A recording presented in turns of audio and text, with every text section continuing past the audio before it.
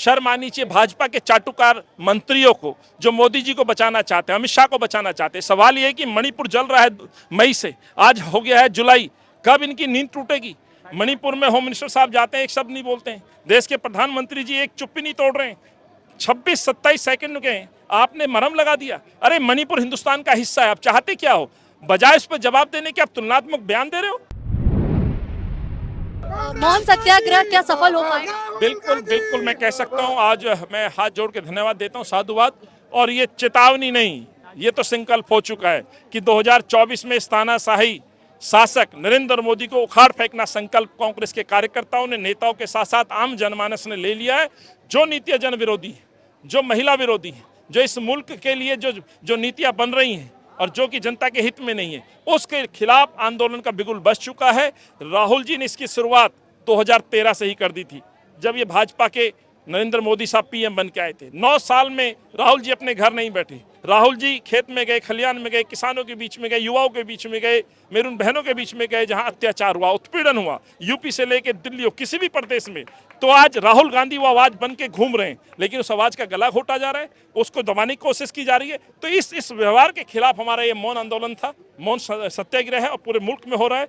आम जनमानस जुड़ रहा है, तो ये संकल्प तो पूरा होगा। और कांग्रेस के कार्यकर्ताओं ने संकल्प लिया है कि मोदी को उखाड़ फेंकना, तानाशाही को उखाड़ फेंकना है। यदि इस मुल्क को बचाना है, मोहब्बत को बनाए रखना है, यदि इस मुल्क के हिंदू मुस्लिम सिख ईसाई भाईचारे को यदि बनाए रखना है, इसको तरक्की पे रखना है, तो हमें इस सरकार को बदलना है और ये संकल्प पूरा हो। सरकार जो है सत्ता पक्ष में वो एलिगेशन लगा रही है विपक्ष पे कि छत्तीसगढ़ राजस्थान पे क्यों शांत है विपक्ष। देखिए, आपने कहा आरोप, जवाब देने की बजाय आज आरोप भी भाजपा लगाएगी। शर्म आनी चाहिए भाजपा के चाटुकार मंत्रियों को जो मोदी जी को बचाना चाहते हैं, अमित शाह को बचाना चाहते हैं। सवाल ये है कि मणिपुर जल रहा है मई से, आज हो गया है जुलाई, कब इनकी नींद टूटेगी? मणिपुर में होम मिनिस्टर साहब जाते हैं, एक शब्द नहीं बोलते हैं। देश के प्रधानमंत्री जी एक चुप्पी नहीं तोड़ रहे हैं। 26-27 सेकंड के आपने मरहम लगा दिया। अरे मणिपुर हिंदुस्तान का हिस्सा है, आप चाहते क्या हो? बजाय उस पर जवाब देने के आप तुलनात्मक बयान दे रहे हो, यानी कि आप इसको सही मान रहे हो। अरे शर्म आनी चाहिए बेईमानो आपको।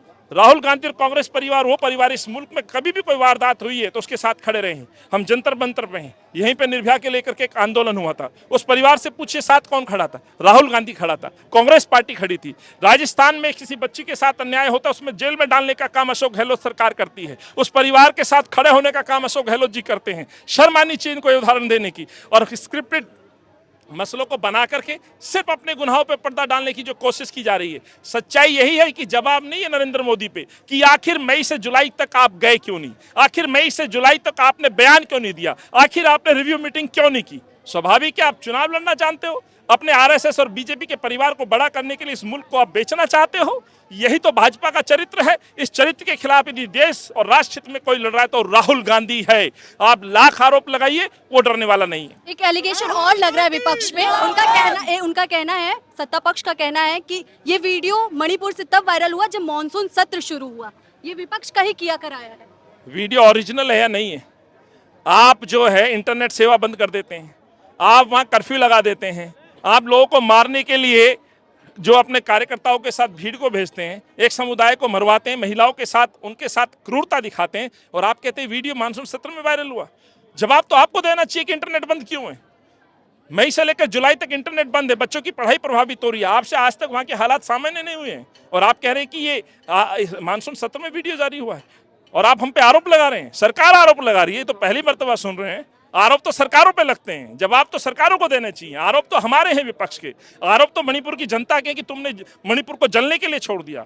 आरोप तो मणिपुर के लोगों के हैं जो दर्द जाकर के राहुल जी ने सुना जाना, राहुल जी का रोकने का प्रयास किया आप लोग। आरोप तो ये है कि आप राहुल जी को नहीं देना चाहते थे, आप सच्चाई को सामने नहीं लाना देना चाहते थे। जिस सच्चाई को राहुल जी सामने लेकर के आए, तो शर्म बेईमान तो इन लोगों को आनी चाहिए जो हमसे सवाल पूछ रहे हैं। सवाल तो अनुराग ठाकुर से पूछना चाहता हूं, क्या मणिपुर में जो हुआ वो सही है या गलत है, उसका जवाब दीजिए। आप उंगली उठाना बंद करिए। आप वही अनुराग ठाकुर हैं जो हाथ काटने की बात इस दिल्ली के शहर में करते हैं, और आप खुले घूम रहे हैं। दुखदायक है, ये बेईमान लोग इस मुल्क को बेच चुके हैं, यही कहना चाहता हूं।